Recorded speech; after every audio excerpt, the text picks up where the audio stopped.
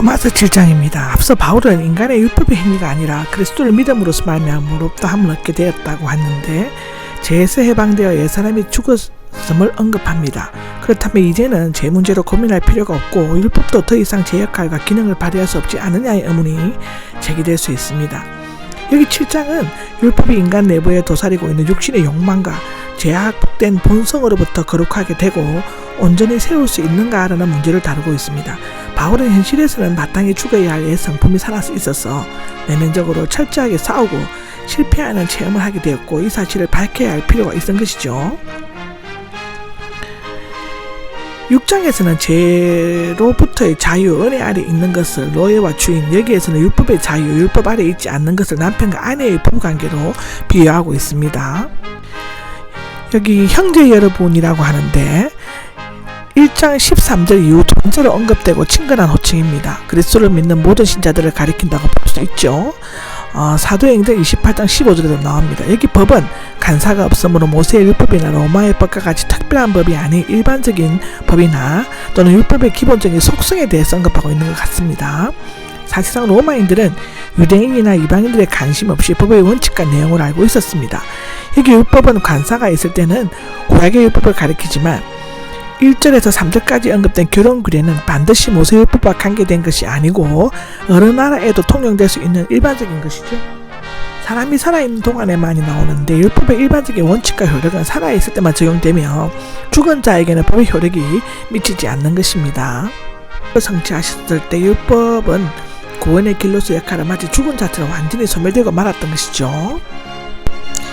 가늠한 여자가 나오는데 부도덕할 뿐만 아니라 불법으로 내통하는 여자를 의미합니다. 법적인 효력이나 구속력이 죽은 자에게 미치지 않으며 상대방이 죽으면 소멸된다는 원리는 그리스도인과 율법의 관계에도 그대로 적용됩니다. 사도를 보면 그리스도의 몸이 나옵니다. 신령한 몸인 교회가 아니라 십자가에 달리신 그리스도의 몸을 가리키는데요. 우리는 화목 제물이 되시는 그리스도의 몸과 함께 십자가에 달렸다고 골로새서 1장 22절에는 말하고 있죠. 율법에 대해서도 이미 죽은 자이다. 따라서 우리는 이미 율법과는 본질적으로 관계없는 자가 되었다는 것인데, 여기 다른 분은 예수 그리스도이시며 우리는 율법에 대해 죽고 그리스도와 연합함으로써 많은 열매를 맺을 수 있는 것이라고 합니다. 우리가 육신 안에 있을 때에는인데 육신은 영에 대조되는 개념이죠.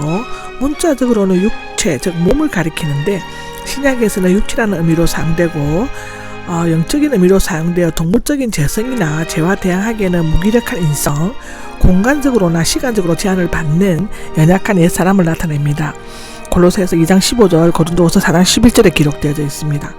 우리가 죄의 노예가 되어 스스로의 본능대로 사는 옛사람이 되었을 때의 뜻인데, 여기 죄의 정욕들은 죄악의 특성을 지닌 정욕이나 죄를 행하려고 하는 욕구나 탐심, 죄에게 자극을 받아 범죄하는 인간의 경정 등을 의미합니다.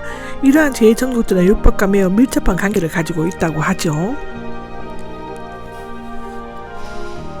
율법은 죄를 드러낼 뿐만 아니라 인간 속에 있는 정열이나 욕정을 자극적 활동하여 죄를 범하게 한다는 것인데, 인간의 본성은 법이 금하는 것을 오히려 행하고 싶어 한다고 합니다. 여기 우리 지체는 육신과 같은 의미죠. 우리의 신체 각 부분을 가리키는 것입니다. 지체는 죄에 붙잡히면 불의의 무기가 되며 하나님께 붙잡히면 의의 무기가 된다는 것입니다. 죽음에 이르는 열매가 되는데, 우리가 거듭나지 못하고 죄의 노예가 되었을 때 율법에 의해 제약된 욕정이 자극을 받아 범죄하여 육체적으로나 영적으로나 죽음에 이르는 열매를 맺었다는 것입니다. 말하자면 율법과 연합하여 율법 아래 있는 자는 죄의 아내가 되어 악을 낳고 죽음에 이르게 된다는 것입니다. 여기에서의 죽음은 육체의 죽음과 그것을 넘어서 영적인 죽음, 곧 하나님과의 궁극적인 불의를 의미한다고 합니다. 그러나 이제가 나옵니다. 우리가 육신 안에 있을 때를 5절에서 나오는 것을 말하는데, 육신 안에 있을 때와 정반대되는 새로운 상황이 전개되는 것을 나타냅니다. 얽매이고 있었는 굳게 붙잡았다, 지키다, 소유하다, 억압하다의 미완료형이죠. 전 남편의 율법 아래서 엄청난 속박과 위협을 당하고 있던 상태를 나타내는데, 율법에 대해 죽음으로써 풀려났는데, 우리는 한때 죄에 있어 율법과 결혼했고 그 율법은 그리스도의 십자가 희생으로 죽었으며, 이제 우리는 세례를 통해 그리스도와 연합함으로써 그리스도와 결혼하게 되었고 율법에 대해 모든 의무로부터 자유함을 얻게 된 것입니다. 여기에서 풀려났습니다는 부정과거형으로서 단 한 번의 결정적으로 벗어났음을 나타냅니다. 즉 그리스도께서 단 한 번의 대속적인 죽음으로써 영원한 사제의 효력을 발휘하셨고 성도들과 그리스도와 연합함으로써 단 한 번의 율법의 정죄에서 벗어난 것입니다.